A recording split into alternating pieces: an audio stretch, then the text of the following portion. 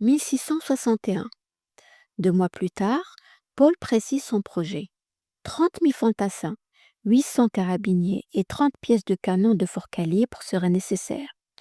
On les chargerait à bord d'une escadre composée de toutes les galères de France, auxquelles se joindraient celles du pape et peut-être celles de Malte, de Toscane et de Savoie. Avec un optimisme surprenant, Paul présume que les Espagnols profiteront de l'offensive française pour attaquer Tunis et qu'alors Arabes et Berbères des provinces de Bougie, de Bonn et de Constantine, par crainte des Espagnols, s'allieront aux Français. Il propose enfin qu'après en avoir fait la conquête, la France se maintienne à Alger. Le pays est bon, riche, peuplé, écrit-il. Le revenu en triplerait entre nos mains. Au-delà de l'objectif humanitaire de libération des esclaves chrétiens et de la nécessité économique de protection du commerce français en Méditerranée, apparaissent ainsi des tentations colonisatrices de la France. On retrouve dans ses mémoires, analyse Charleroux, le mélange de mysticisme chrétien, de compassion humanitaire, de sentiment de la dignité nationale, d'intérêt commercial, qui est à l'origine de toutes les initiatives prises ou proposées pendant 60 ans contre l'un ou l'autre des États barbaresques. Louis XIV est sensible aux intentions guerrières de Chevalier Paul, comme il l'a été à l'argument de l'auteur d'un récent mémoire proclamant qu'il n'est pas de la dignité de l'État d'écouter ceux qui proposent de négocier un traité avec Alger, qui n'est proprement que de leur demander quartier. Le roi voudrait bien, par une action d'éclat, relever le prestige de la France impunément bafoué et abattre l'orgueil des barbaresques. Mais Mazarin, malade et trop occupé par les autres affaires du royaume, ne se soucie guère de ses appels guerriers. Son unique préoccupation en Afrique est d'y maintenir des concessions françaises. Pour y parvenir, il continue à négocier. En janvier 1661, il envoie Pierre de Mérignac à Alger pour y ramener les Turcs et les Maures enlevés par Piquet et libérés grâce aux interventions de Vincent de Paul. Mérignac négocie avec le divan une nouvelle convention. Elle est signée le 2 février, mais ne sera jamais appliquée, car le roi a maintenant d'autres desseins. En effet, c'est sans doute à cette époque que Louis XIV se détermine à attaquer la barbarie. Plusieurs possibilités s'offrent à lui. Se contenter de poursuivre la chasse des corsaires barbaresques en Méditerranée, l'insuccès de la dernière croisière, pourtant menée par son meilleur amiral, vient de démontrer une nouvelle fois que cette politique, menée depuis des décennies par la France et les principales nations européennes, est vouée à l'échec. Après avoir constaté, lors de son voyage à Toulon, le misérable état de sa marine, le roi sait qu'il lui serait impossible, avec les moyens dont il dispose, d'intensifier ni même de poursuivre longtemps la guerre navale contre les barbaresques. Le roi aimerait bien pouvoir suivre les conseils du chevalier Paul et organiser une opération terrestre d'envergure afin de s'emparer d'Alger et d'y détruire définitivement le pouvoir turc. Mais les forces royales sont insuffisantes pour envisager un tel projet. Comment, sans l'aide de puissances étrangères, réunir l'importante escadre et les 30 000 hommes de troupes recommandés par Paul? Si l'armée française compte théoriquement 250 000 hommes, 50 000 seulement sont véritablement opérationnels. Et ce ne sont pas les quelques vaisseaux et les 8 pauvres galères de la Royale qui pourraient transporter, assurer le débarquement, puis la protection d'un tel corps expéditionnaire. Les difficultés des opérations combinées terre-mer. La mise à terre de troupes en territoire ennemi est une manœuvre toujours difficile. Les forces françaises n'en ont plus l'expérience. La dernière opération combinée effectuée par la marine et les troupes royales date de 15 ans lorsque la flotte de Maillé-Brézé assura la descente du régiment français sur les côtes de Toscane. Pour rejoindre la Barbarie, la traversée demande 4 à 5 jours si les vents sont favorables, mais dans le cas contraire, elle peut durer 2 voire 3 semaines. Les vaisseaux et les galères qui assurent le transport des troupes n'ont pas été conçus à cet effet. À bord, le manque total de confort et la promiscuité rendront la traversée particulièrement pénible. Les soldats entassés par centaines dans les entrepôts et inaccoutumés à la mer, la plupart d'entre eux ne l'ont même jamais vue, seront tous malades. À bord des navires, la nourriture se gâte rapidement. Quelques jours suffisent pour que l'eau croupisse. Les hommes auront alors tendance à se rabattre sur l'affreuse piquette des cambuses et plus que de raison à boire ce breuvage autant pour se doper avant l'action que pour tremper leur faim et étancher leur soif.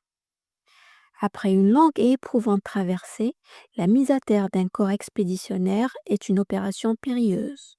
Les places du débarquement, plages ou criques rocheuses, ne sont généralement choisies qu'à la dernière minute en fonction de l'état de la mer et de la latitude de manœuvre laissée par les vents. Leurs abords n'ont probablement pas été reconnus. Leurs fonds n'ont pu être sondés. Si les caïques avec leurs faibles tirants d'eau sont conçus pour les débarquements, les galères et barques longues sont mal adaptées à ce type de manœuvre. Sous fond plat, elles ne peuvent accoster à même le rivage.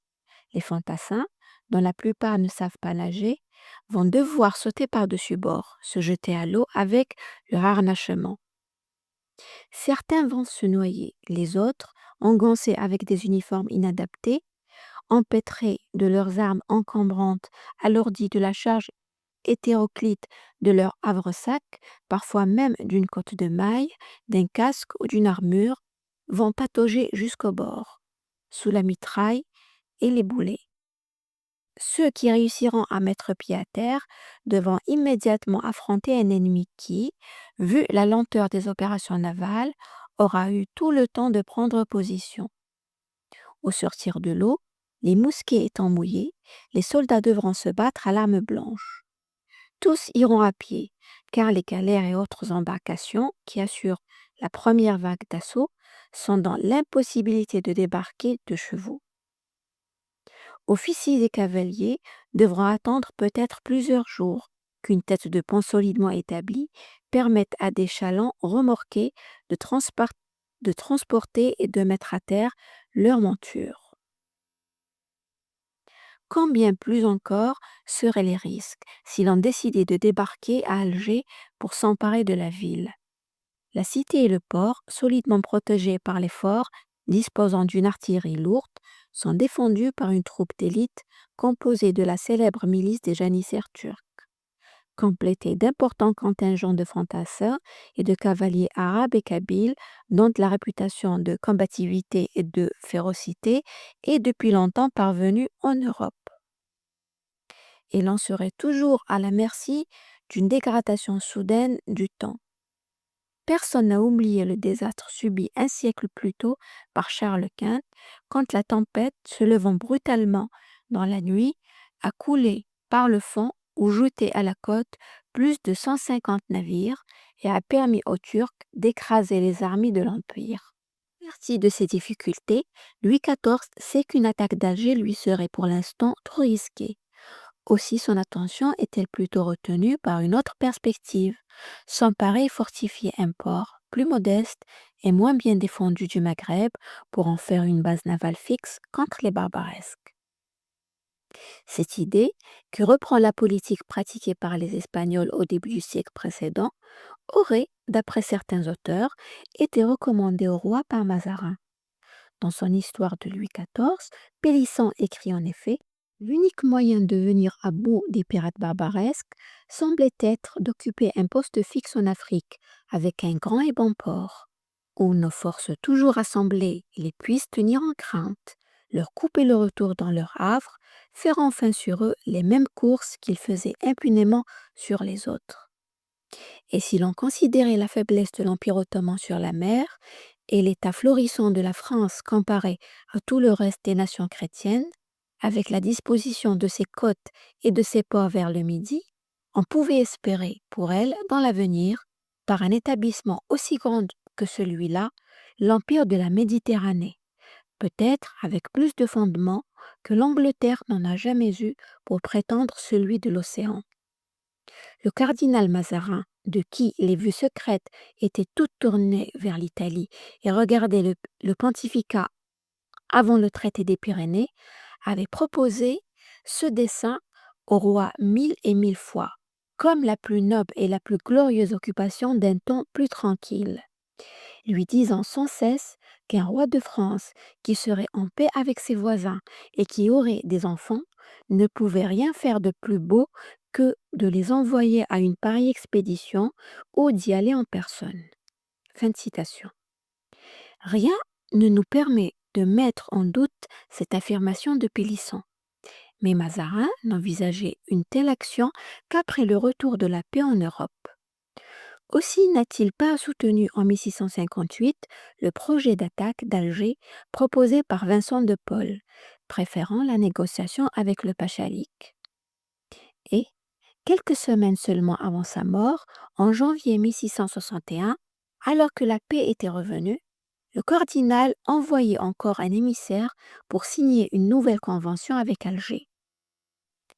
Aucun document ne montre que Mazarin ait pris une quelconque décision ou la moindre initiative pour l'organisation effective d'une expédition en Algérie. Comme l'a indiscutablement démontré Monchicourt, nous ne pouvons faire l'auteur de la relation de jugerie de la collection Clérambault, ni les historiens qui, faisant une interprétation fallacieuse des écrits de Pélisson, ont affirmé que c'est sur l'initiative de Mazarin que le projet d'expédition contre la barbarie a été élaboré. À la mort du cardinal, aucune résolution n'est arrêtée, aucun plan n'a été étudié. Quelle que soit la solution qu'il retiendra pour lutter contre les barbaresques, le roi sait parfaitement que la faiblesse de sa marine va constituer une limite à ses ambitions. Avant toute action, la royale devra être restaurée. Il faudra accroître le nombre de vaisseaux, des galères et des flûtes, renforcer leur armement, rénover les arsenaux, améliorer l'organisation générale et rétablir la discipline de cette armée laissée à l'abandon depuis la mort de Richelieu. Campagne du printemps et de l'été 1661 sur les côtes de Barbarie. En attendant la mise au point d'une opération d'envergure sur la Barbarie, un projet un peu fou est conçu par la France. Un document des affaires étrangères indique qu'il faut envoyer à Monsieur le Chevalier Paul, par la voie de Rome et de celle de Provence, un ordre exprès portant pouvoir d'aller embarquer et enlever le seigneur Cheikh Bey Hadj Mohamed à Tunis, avec tous ceux qui seraient de sa faction et cabale. Ce mémoire précise qu'il faut religieusement observer le secret sur ce projet. Effectivement, en février 1661, Paul, toujours à bord de la Françoise qui vient d'être radoublée, apparaît à la tête de son escadre. Arrivé dans le golfe de Tunis, il capture une malheureuse barque algérienne avec 15 Turcs à son bord. Une violente tempête se lève, plusieurs vaisseaux dématent, les avaries sont nombreuses. Paul donne l'ordre de rallier Cagliari pour réparer. Le 9 mars 1661, il adresse un rapport à Mazarin. Il renonce à son projet d'origine, mais continue d'affirmer « Je tâcherai d'attraper quelques Turcs. Mais il est fort en peine car, ajoute-t-il, vrai est que mon navire coule bas d'eau et qu'il faut que l'on soit perpétuellement à la pompe, quoique l'on ait fait pour son radeau batoulant tout ce que l'on pouvait faire. Bref, il faudra par force le doubler, vu que l'eau qu'il fait ne vient que de vers qui ont mangé et percé tous les bordages. » Fin de citation.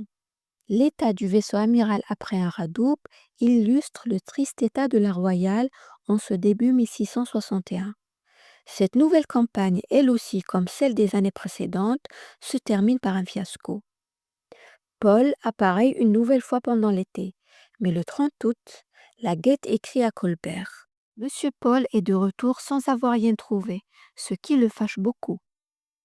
Le ministre de la guerre, le Tellier, cherchant à le consoler de n'avoir pas eu la bonne fortune de rencontrer des vaisseaux ennemis, lui écrit laconique: Il faut espérer que la prochaine fois vous serez plus heureux.